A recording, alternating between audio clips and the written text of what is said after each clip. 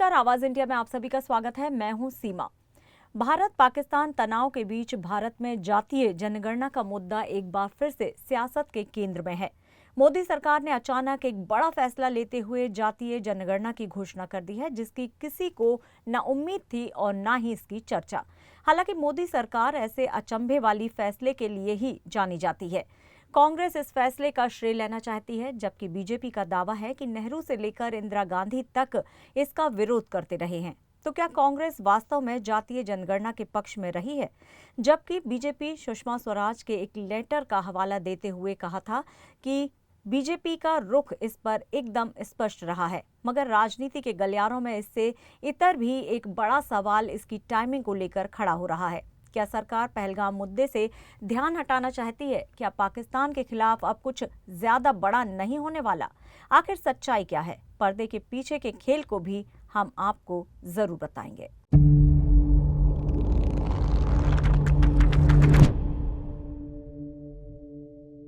क्या है बीजेपी का मास्टर स्ट्रोक? मोदी सरकार के इस फैसले से विपक्ष हैरान हो गया है। सरकार को घेरने का सबसे बड़ा मुद्दा भी निकल चुका है।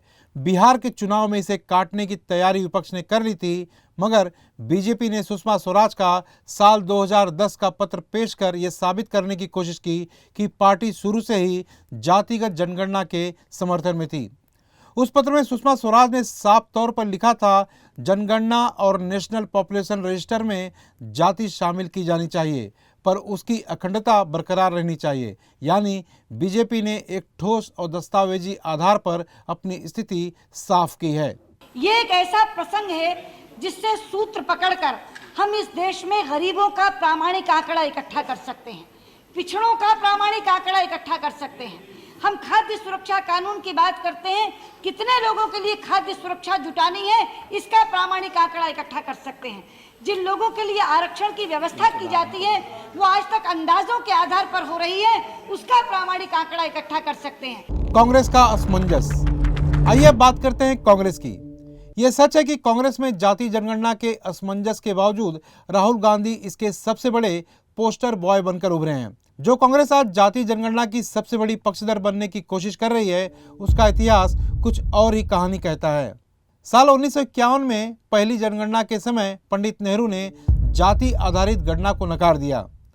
साल 1980 के दशक में इंदिरा गांधी ने मंडल आयोग की रिपोर्ट को ठंडे बस्ते में डाल दिया।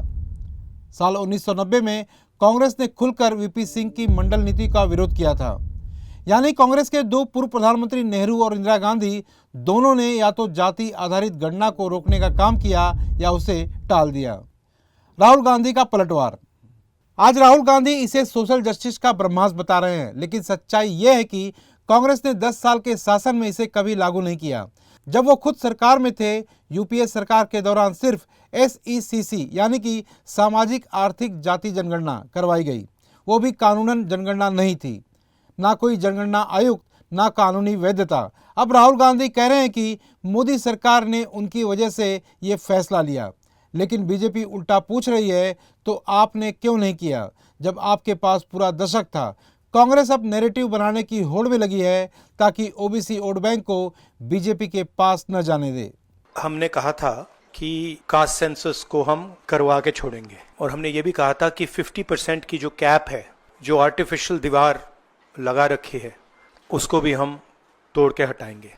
पता नहीं क्या हुआ, सडनली 11 साल बाद नरेंद्र मोदी जी कहते थे कि सिर्फ 4 जाते हैं, सडनली कास्ट सेंसस का अनाउंसमेंट किया। वोटर क्या सोचता है? इस पूरी लड़ाई में असली सवाल है, भारत का वोटर क्या सोचता है? क्या वो उन नेताओं पर भरोसा करेगा जिन्होंने दशकों तक इस मुद्दे को टाला, या उस सरकार पर जिसने राजनीतिक जोखिम उठाकर इसे आगे बढ़ाने का फैसला लिया?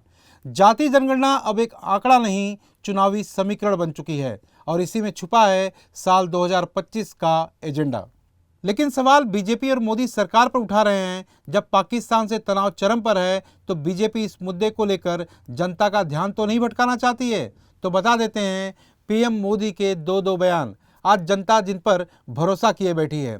अगर जनता ने पाकिस्तान मुद्दे पर अपनी कही बात पर अमल नहीं किया, तो मोदी सरकार और ब्रांड मोदी की छवि पर बड़ा आघात होगा।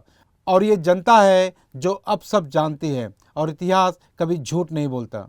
ब्यूरो रिपोर्ट, आवाज इंडिया, मुंबई।